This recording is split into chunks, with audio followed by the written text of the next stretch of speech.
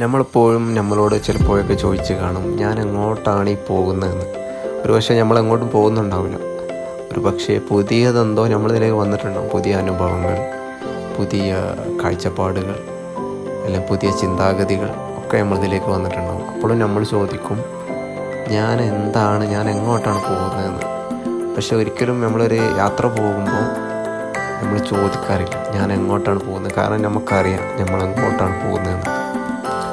പക്ഷേ മറ്റ് ചില അനുഭവങ്ങൾ വരുമ്പോൾ ഞാൻ എങ്ങോട്ടാണ് ഈ പോകുന്നത്, ഇല്ലാണെങ്കിൽ നമ്മൾ എന്തെങ്കിലും ഒന്ന് സംഭവിച്ചു കഴിഞ്ഞാൽ, നമ്മൾ പ്രതീക്ഷിക്കാത്ത എന്തെങ്കിലും സംഭവിച്ചു കഴിഞ്ഞാൽ ഞാൻ എങ്ങോട്ടാണ് ഈ പോകുന്നത്. യഥാർത്ഥത്തിൽ ഇത് നമ്മൾ യാത്ര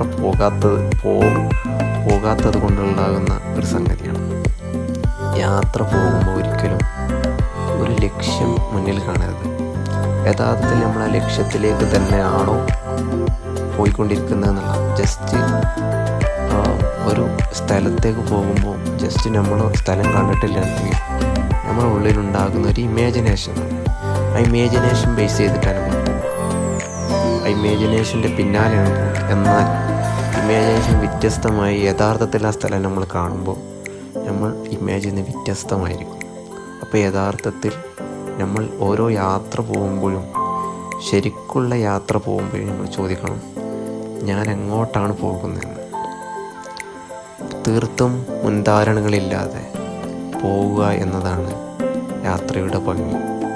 നിങ്ങൾക്ക് ഒരു യാത്ര ഒരു സമയത്ത് ഒരു വട്ടം പോകുമ്പോൾ അതേ കിട്ടുള്ളൂ.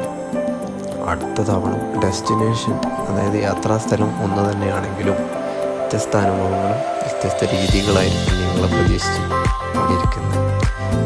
ശ്രാവണ മലമ്പുഴയിൽ ഞാൻ രണ്ടാമത്തെ പ്രാവശ്യമാണ് പോകുന്നത്. പക്ഷേ ആദ്യത്തെ യാത്രയേ ആയിരുന്നില്ല എൻ്റെ രണ്ടാമത്തെ യാത്ര. ഞാൻ തന്നെ ഒരുപാട് മാറിയിട്ടുണ്ടായിരുന്നു. ഇവിടെയുള്ള ക്ലൈമറ്റ് മാറിയിട്ടുണ്ട്. ഞാൻ അന്ന് ഇറങ്ങിയ കണ്ടുമുട്ടിയ ആളുകളെയല്ല ഞാൻ ഇന്ന് കണ്ടുമുട്ടിയിട്ടുള്ളത്. അന്ന് താമസിച്ച സ്ഥലങ്ങളിലല്ല ഞാൻ ഇന്ന് താമസിച്ചത്. പക്ഷേ ഞാൻ കണ്ട കാഴ്ചകളും ആ കാഴ്ചകളിലെ എൻ്റെ ആംഗിളും അന്ന് ഞാൻ കണ്ട കാഴ്ചകളായിരുന്നില്ല ഇന്ന് ഞാൻ കണ്ടിട്ടുള്ളത്. ഒരു പക്ഷേ ഒരുപോലെയാണെന്ന് എൻ്റെ മനസ്സെന്നോട് പറയുന്നുണ്ടെങ്കിലും അത് ഒരുപോലെ ആയിരുന്നില്ല എന്നതാണ് യാഥാർത്ഥ്യം. ഇങ്ങനെയാണ് ജീവിതമാകുന്ന യാത്രയും. നമ്മൾ ഓരോ വ്യക്തികളെയും ഒരു നിമിഷം കാണും. അയാളിൽ നിന്ന് ഒരു ഇമേജ്, ഒരു പ്രതിബിംബം നമ്മൾ സൃഷ്ടിച്ചെടുക്കും. ഈ പ്രതിബിംബം ബേസ് ചെയ്തിട്ടാണ് നമ്മൾ പിന്നീടുള്ള അയാളിലേക്കുള്ള ആറ്റിറ്റ്യൂഡ്, അയാളെപ്പറ്റി നമ്മൾ എപ്പോഴും ആ മുൻധാരണയോടുകൂടിയായിരിക്കും അയാളെപ്പറ്റി നമ്മൾ ചിന്തിക്കുന്നത്.